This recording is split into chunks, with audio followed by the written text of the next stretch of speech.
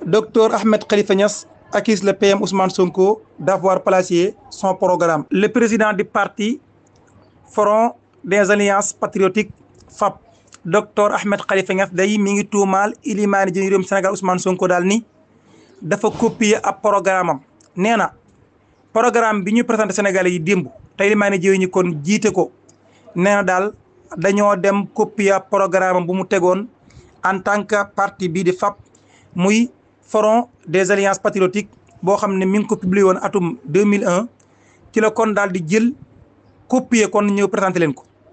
ba ci sax li ñuy wax ci wàllum énergie renouvelable ak jaare ko ci wàllum yi ci aju nga xam dañ koy jaarale ci wàllum ñax ak yooyu nee daal ci gàttal programme yi ñu leen présenté démb ci li ñuy wàllum énergie yi ci aju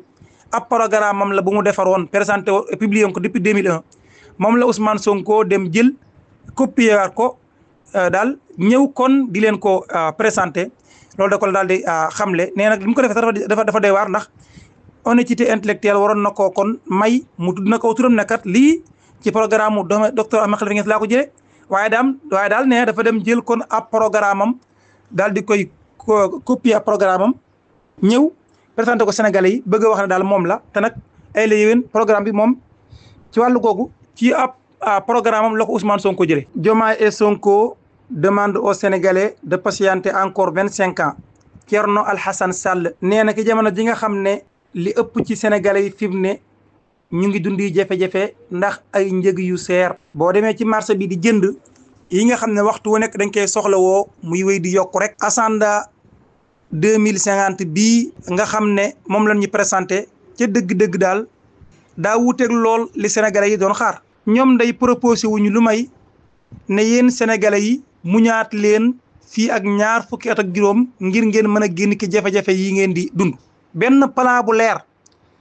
ngir nag régler problème yi ci wàllum dund gi rawatina wàllum njëg yi waaye itam xool naka la ñuy fexe daal ba pression fiscale bi itam ci aju ñu xool nu ñu ci wutee fexe ak itam fexe ba dimbali directement njaboot yi dund jafe-jafe ci réewum Sénégal ñu ñëw naan ñu xaaraat leen fii ak 25 ans. nee na daal góorgóorlu bi ci réewum Sénégal projet bii boo dee xool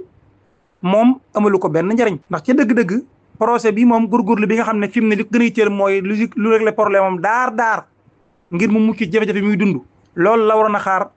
projet bi moom daanaka da koy wan ne kon yow moom la ngay dund ba nga gën a muñ rek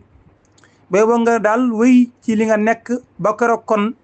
daal fii ak ñaar fukki at ak juróom ngir mbir mi kon mën a am ak coppeeku pexe yi daal yuy tax góorgóorlu ci réew mi génn ci jafe-jafe nguur gii fi nekk proposé wu ko amul daal lenn muy wax Sénégalais lu may xaar leen fii ak ñaar fukki at ak juróom. projet bii ñu présenté démb amu ci fu ci góorgóorlu mën a sukkandikoo ba mën a am yaakaar ne yàggatul mu xëy na mu mën a génn ci lii mu nekk. kon daal ci Alassane Sall nee na Diomaye et Sonko demande aux Sénégalais de patienter encore 25 ans. on n'a pas demandé aux Sénégalais de patienter encore 25 ans. Ousmane Sonko moom day mel ne ni xamoon na xeeti kàddu yu mel ne yii ci Alassane Sall yëkkati ba taxoon mu anticiper woon démb tontu ca ndax lii kat démb la ko waxoon ci benn vidéo boo xam sax jàlloon nañ ko fii ci groupe bi biñ doon présenté lu ñeel référentiel Sénégal 2050 Ousmane Sonko bàyyiloo woon na xel Sénégalais yi ne leen xam leen ni nag du ñàkk ay nit ñuy génn ci bëgg leen a wax ni gouvernement bi fi nekk dañoo sàkku ci yéen ngeen xaaraat 25 ans ngir ñu régler seen i problème moo tax Ousmane Sonko teeloon naa wax démb ni xaarloo wuñu benn yoon Sénégalais yi fii ak 25 ans ngir ñu mën a génn ci jafe-jafe yi dafa wax ni lii ñi leen wax tey vision la maanaam gis-gis bu ñu am foo xam ne dañ koo teg mu nekk nag ay jéego ñu teg benn par benn ba ko jëfee yàgg joxe woon sa exemple daal ne bu fekkoon dañoo wax ne fii ak 2050 bëgg nañ taxawal 10 étages bu doon ab tabax nañu xam ne 10 étages yooyu dañoo xam ne fii ak 2050 kon lañ koy atteindre waaye at mu nekk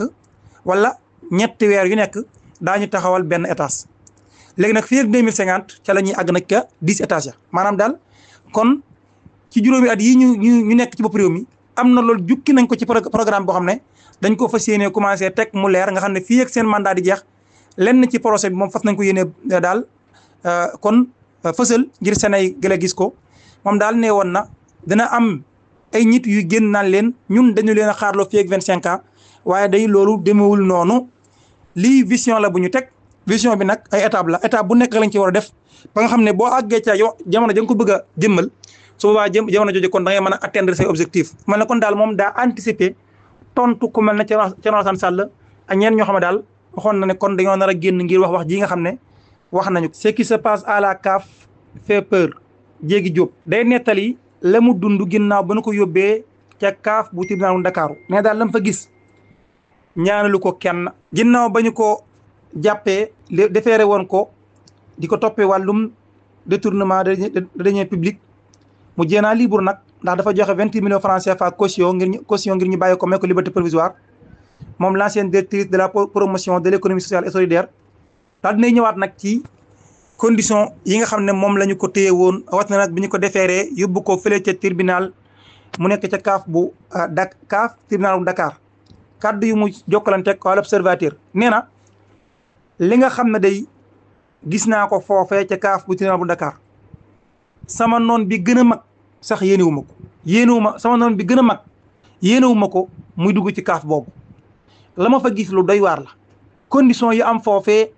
ci wàllum ñu fay téye ay nit moom daal nee na loolu yéenewu ko kenn rawatina nag bu dee jigéen wala muy koo xam ne kon day mag di koo xam ne yaay la lii yéenewu ko nee na man ba ma ñëwee foofee ca CAF tribunal bu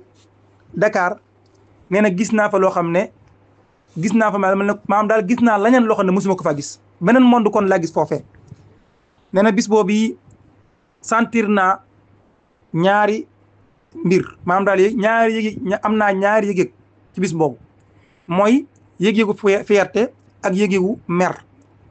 am naa fierté benn saa ndax kat damaa xam ne lii ñu ma andee fii dara teguma ko lu may opinion politique boo xam ne am naa ko moo tax ñëwuma fii waaye itam am naa benn saa ma mer ndax damaa jàppoon ne nit du dem ba suñu borom jox ko yenn kàttan yi ci état mu dem di ko utiliser woo ngir ne day tëj da koy xeex contre benn adversaire politique ma am loo metti itam trop bi nga xamee ne xam naa ne li ma andi fii dara lu may ki nga xam ne mooy ministre bi nga xam ne moo nekk fi ma direction bi ma nekkoon ka ministre ba moom moo bëgg rek ñu yóbbu ma kaso moo tax lii yëpp dal ma ba tey moom Jéegi Diop wax ne ba mu demee foofee ñaari mbir itam gis na ko fa ñaari ñoo xam ne dafa gis na leen ca CAF ba kenn ki daal nee na mag la ay atam war a toll ci 80 ans juróom-ñett fukki at nga xam ne daal moom ab fournisseur la waaye day jafe woon na lool ngir mu mën a adapté wu foofu mu nekk la ko waral mooy ay atam yu bari yoo xam ne am na ko loolu daal nee na tuuse na ko lool waaye itam keneen koo xam ne itam xale la am 15 ans fukki at ak juróom kooku itam nee na daal bi mu ko gisee itam loolu yëngal na ko immédiatement nee na xelam dafa dem ci doomam ju jigéen joo xam ne même âge bii mu am la am moom daal nee na li am ci CAF bu tribunal bu Dakar ci dëgg-dëgg nag lu raglu la te lu tiitlu la nee na daal noonam bi gën a mag sax yéenewu ko muy dugg bis ci tribunal CAF bu tribunal bu Dakar ndax la fa am daal lu doy waar la jàpp ne daal du wut condition yu ñu war a dugal nit rek ci gàttal